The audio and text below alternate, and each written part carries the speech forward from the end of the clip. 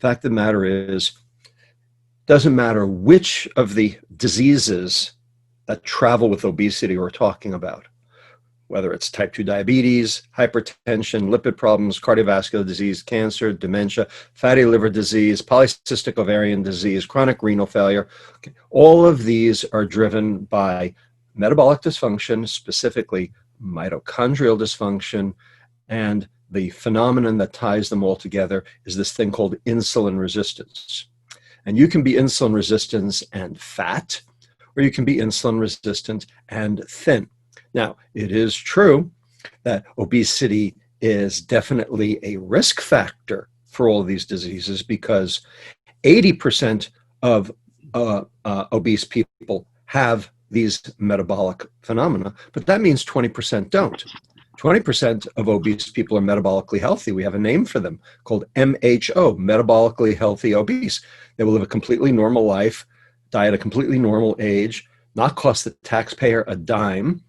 They even have normal length telomeres, which are the ends of the chromosomes that determine how sick you are and when you die. Okay, they will outlive you. Okay, they're just fat. They have increased subcutaneous fat, which is cosmetically undesirable, but metabolically essentially inert. Conversely, 40% of the normal weight population have the exact same diseases as do the obese. They get all those same diseases. Now, they get it at a prevalence of 40% instead of 80%. So, I mean, clearly obesity is a risk factor. It makes the risk worse, and I don't argue that. That's absolutely true. But if normal weight people get it too, how can it be about obesity? In fact, then how can it be about behavior if they're normal weight? So this does not look like behavior. This looks like exposure. And the question is, what is everyone exposed to that causes insulin resistance and mitochondrial dysfunction? And the answer there is ultra-processed food. And that is what the real problem is. That's the key to metabolic dysfunction. And that's what we should be fighting, okay? Not obesity. And the problem is that medicine has been co-opted by three words. And these are, I think, potentially maybe the three most dangerous words in medicine today. And they are randomized controlled trials. RCTs are the benchmark. They are the goals. And I don't disagree when you can do them. And for drug studies, you absolutely have to do them. And the point is you can do them because you can develop a placebo control and you can blind, etc. In nutrition, you just can't.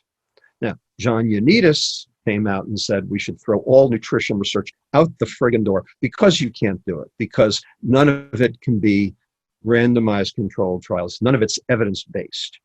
This is not true. I mean, it is true that you can't do the randomized controlled trial. That's true. But that doesn't mean you should throw all nutrition research out the door. There's a second level of proof, but people forget about it. It's called econometric analysis. And this is how we know, for instance, tobacco causes lung cancer. Has there ever been a randomized controlled trial of people who were naive and then smoked for 50 years versus those who didn't? No. Okay. The point is that there's this thing called econometric analysis where you look at prospective changes over time, and it's got to be over time. It's got to have a time component. And you have to be able to appropriately factor out all confounding variables that you identify at the outset. And if you do that, then you basically can bring the Bradford Hill criteria, because he didn't have randomized controlled trials either. Basically, one of the godfathers of epidemiology. You can, bring proof to something that does not have a randomized controlled trial. So climate change, we have econometric analysis. Tobacco and lung cancer, we have econometric analysis. Chronic traumatic encephalopathy in football players, we have econometric analysis. We don't have randomized controlled trials for any of those things. Yet we know that these things are true, And we have proof. It's just a slightly lower level of proof than the RCT. But now doctors are running around basically saying, we won't accept anything that's not an RCT as,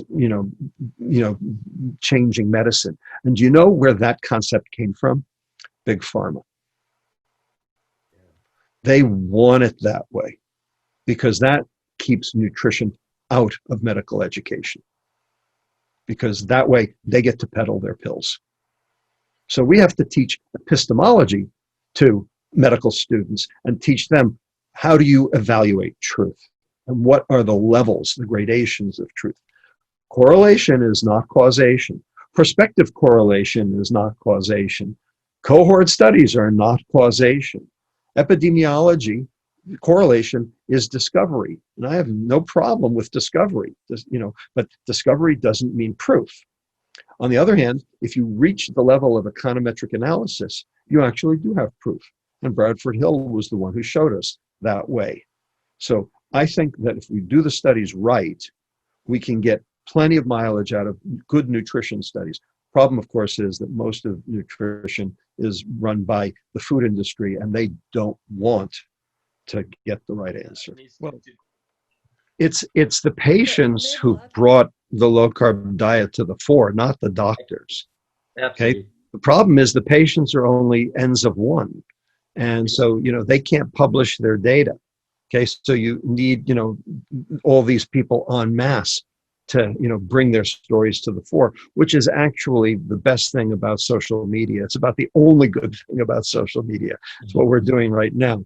I'm not a big fan of social media, mind you. Wow. But the fact is that, individual patients can't influence medicine because they're n's of one, but 100,000 n's of one are another story.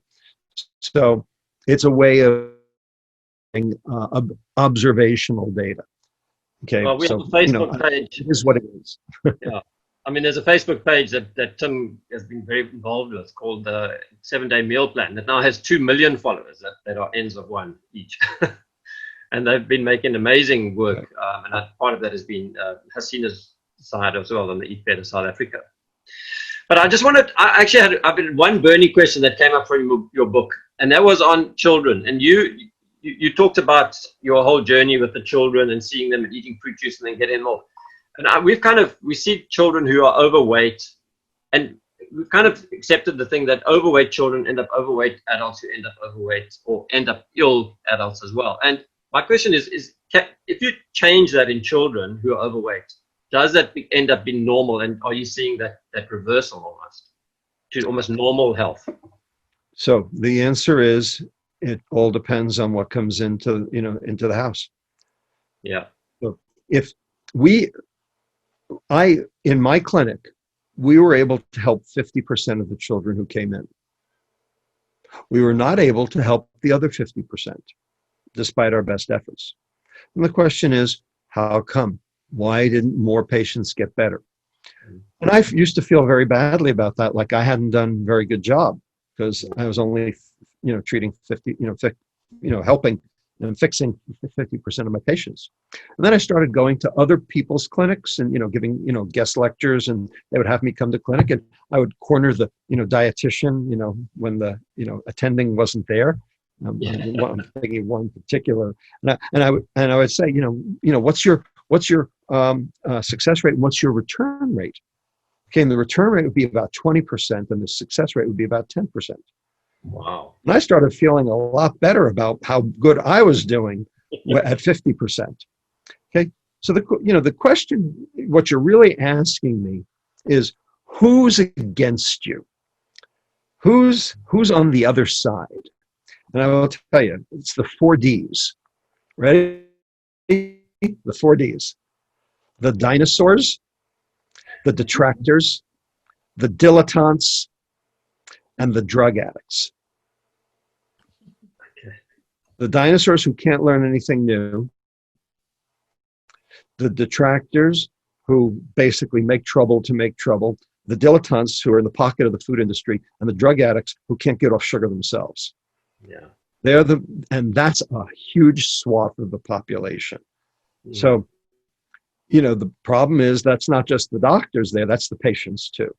So there's a lot of work to be done. And unfortunately, if you spike all with the, addictive substance, it's not like anybody's going to be able to come off. You wouldn't have an alcoholic work in a bar. Okay, so why in the world would you, let people who have metabolic syndrome, have ready access to everything in the grocery store when 74% of the items have been spiked with added sugar for the industry's purposes, not for theirs. That's the problem we have. When sugar entered the processed food supply, which occurred around 1970, that's when we saw the uptick in all of these chronic metabolic diseases. Before that, we did not. We did see a lot of heart disease, but diabetes was almost unheard of. I remember because my grandfather had type 2 diabetes, and he wasn't fat, he was thin. Okay, he was metabolically ill, but he was thin. And so when I entered medical school, I looked it up, and at that point in time, only 2.5% of the population over age 65 had type 2 diabetes. Okay, now it's in America, it's 9.4% of the entire population, of entire adult population over 20. When then it was just 2.5% of the population over 65. So the explosion, okay, but that was before processed food. And that's the point. Okay, because processed food allowed for the addition of sugar and hide it, and also the removal of fiber, because fiber was the antidote. Because fiber prevented that absorption, it fed your gut instead of you. So 30% of the food, of the calories that you eat, never even make it into you because you don't absorb them, because the fiber prevents their absorption because it forms a gel on the inside of the duodenum, preventing that absorption. So you don't get the liver glucose excursion, you don't get the insulin response. And it goes further down the intestine, so the microbiome get to eat it. So you can grow your bifidobacteria, you can grow your Bacteroides instead of having the Archaea and the Akkermansia and the Firmicutes take over instead. So you're basically fending off the bad bacteria. And 30% of what you consumed, you never absorbed. So you ate it, but you didn't get it. Proof positive, a calorie is not a calorie, because if you ate it with fiber, it wasn't for you, it was for your bacteria. In pregnancy, we always say, well, you're eating for two. Don't worry about what you eat because you're eating for two. Well, you know what? You're eating for 100 trillion every day. And, you don't know how much you're getting versus how much the other 99,995,999,000 are getting. Okay? They're getting a lot of what you eat. And the question is, how can you get them more? Yeah. The answer is fiber.